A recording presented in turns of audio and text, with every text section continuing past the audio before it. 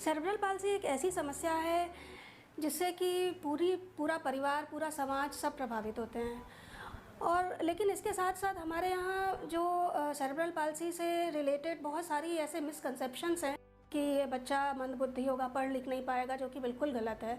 70% लगभग बच्चे जो होते हैं वो नॉर्मल या अबव नॉर्मल भी हो सकते हैं और आराम से अपना पढ़ाई लिखाई और आगे यहाँ तक कि नौकरी तक भी कर सकते हैं, कोई भी काम कर सकते हैं। इसके अलावा एक चीज़ होती है, पेरेंट्स के दिमाग में सिर्फ एक चीज़ होती है कि बच्चा किसी तरह चलने लगे। तो केवल अगर बच्चा चलने लगेगा और उसके हाथ पैर काम नहीं करेंगे तो वो बच्चा सेल्फ डिपेंडेंट नहीं हो पाएगा। जब बच्चे का जन्म होता है, बच्चा जब पैदा होता है तो उसका जो सिफेलोकॉर्डल सिस्टम से ये होता है। पहले क्या होता है कि जब बच्चा पैदा होता है तो 2 महीने में बच्चा गर्दन को लिफ्ट करना सीखता है, गर्दन को ऊपर उठाता है। जब कोई उसको सामने से बुलाएगा, आप खिलौना दिखाएंगे तो वो गर्दन को उठाता है। 3 महीने में बच्चे अपनी गर्दन को संभालने लगते हैं और 6 से 7 महीने में बच्चा बैठने लगता है ज़मीन पे। उसको आप छोड़ दीजिए बिठा के तो वो बैठा रहेगा, किसी सपोर्ट की, किसी सहारे की आवश्यकता उसको नहीं रहती है। 9 से 10 महीने में बच्चा घोड़ा बन के चलता है ऑन फोर्स। ये होता है उनका डेवलपमेंटल माइलस्टोन। मैं नेपाल से आया हूँ। मेरा बच्चे 12 साल का है। मेरे बच्चे सेरेब्रल पाल्सी का बीमार है। उधर नेपाल में जब बच्चे 6 महीने के हुए थे, 7 महीने 1 साल के हुए थे, वो नॉर्मल बच्चे की तरह नहीं हो पा रहा था। फिर मैं नेपाल के कई हॉस्पिटल में चेकअप किया तो फिर पता लगा कि सेरेब्रल पाल्सी के बीमार है। फिर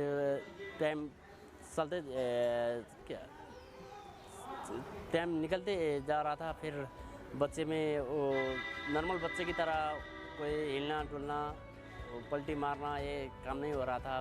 फिर मैं नेपाल के कई अच्छे हॉस्पिटल और इंडिया के भी कई अच्छे हॉस्पिटल में भी गया और वहाँ से अच्छे रिजल्ट नहीं आ रहा था। सिर्फ बोलते थे फिर फिजियोथेरेपी करो, फिजियोथेरेपी सिखाते थे, उससे कोई रिजल्ट नहीं आ रहा था। फिर अभी मैंने ऐसा जगह बहुत जगह ढूंढे लेकिन नहीं मिला। फिर अगर हम अपने रिहैबिलिटेशन की बात करें, जैसे मैंने कहा कि रिहैबिलिटेशन इन ट्रू सेंस, हम सारे एस्पेक्ट पे काम करने की कोशिश करते हैं। पहली चीज़ तो है फिज़िकल रिहैबिलिटेशन। तो फिज़िकल रिहैबिलिटेशन में हमारे पास जो भी फिजियोथेरेपी की स्पेसिफिक टेक्निक्स हम यूज़ करते हैं, जनरल फिजियोथेरेपी सीपी में बहुत इफ़ेक्टिव नहीं होती है, तो स्पेसिफिक थेरेपी की टेक्निक्स यूज़ करते हैं, जिसके लिए हमारी जो टीम है हमने उसको स्पेशली इसके लिए ट्रेन किया है। फिजियोथेरापिस्ट ने वो एक्सरसाइज शुरू किया तो फिजियोथेरापी तो टाइम ज़्यादा नहीं दे पाता था। मैं अपने खुद को बहुत ध्यान से देखा, ध्यान से वो नज़र लगाया। फिर मैं वो बच्चे को दिन के 3 बार 4 बार 5 बार रिपीट कराते थे।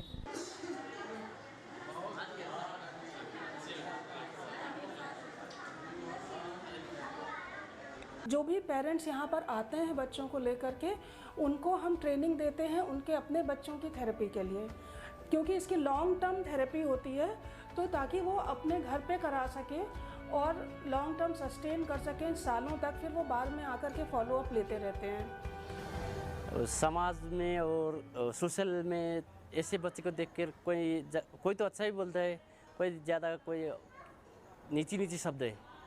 वो लैंग्वेज भी मैं बोल भी नहीं पाता हूँ, बुरे लैंग्वेज भी बोल देते हैं बच्चे के। ऐसे अपाहिज बोलते हैं, क्या बोलते हैं वो, पूर्व जन्मों का फल ऐसे बोलते हैं। लेकिन हमको ऐसे नहीं लगता है, तो विज्ञान ने दे दिया आपको। विज्ञान हम तो घूमते घूमते विज्ञान से पता चल गया कि ऐसे बच्चे कोई देवी प्रकोप से नहीं होते।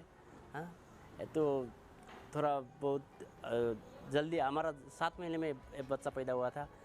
वेट भी इसका 1 किलो 400 ग्राम था। मैंने बहुत रिसर्च किया, बहुत पढ़ा। वेट कम होने से, बहुत जल्दी बच्चा पैदा होने से सेरेब्रल पाल्सी हो सकते हैं। हमारा जो सिस्टम है वो डिसेबल फ्रेंडली नहीं है।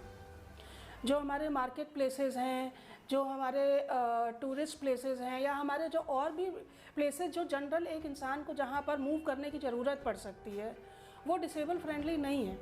मैं आया था तो उसको हाथ में पकड़ के या गोद में उठा के लेके चलने पड़ता था। अभी हाथ पकड़ के और स्टिक पकड़ के चलने लगे अभी 50% जैसा नॉर्मल हो गया, 50% बाकी है अभी। वो और भी अच्छा होगा, मैं उम्मीद कर रहा हूँ। अब बहुत खुश भी लग रहा है यहाँ पर आया।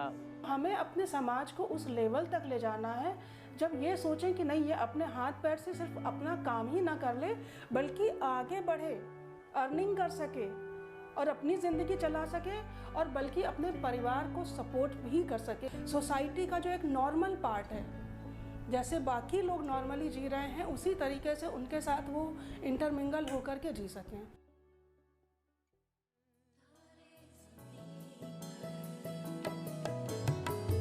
कभी बातें जैसे दादी नानी, कभी चलके जैसे मम्मम पानी, कभी बन जाए बोले सवालों की झड़ी, सन्नाटे में हंसी के जैसे, सूखे होठों पे खुशी के जैसे, ये तो नूर है बरसे कर तेरी किस्मत हो बड़ी,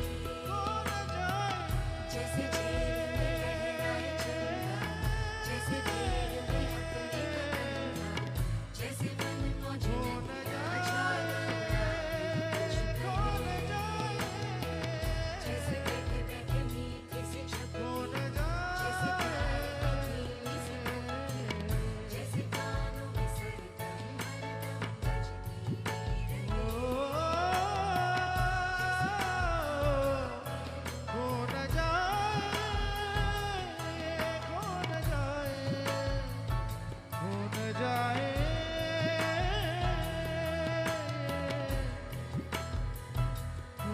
जाए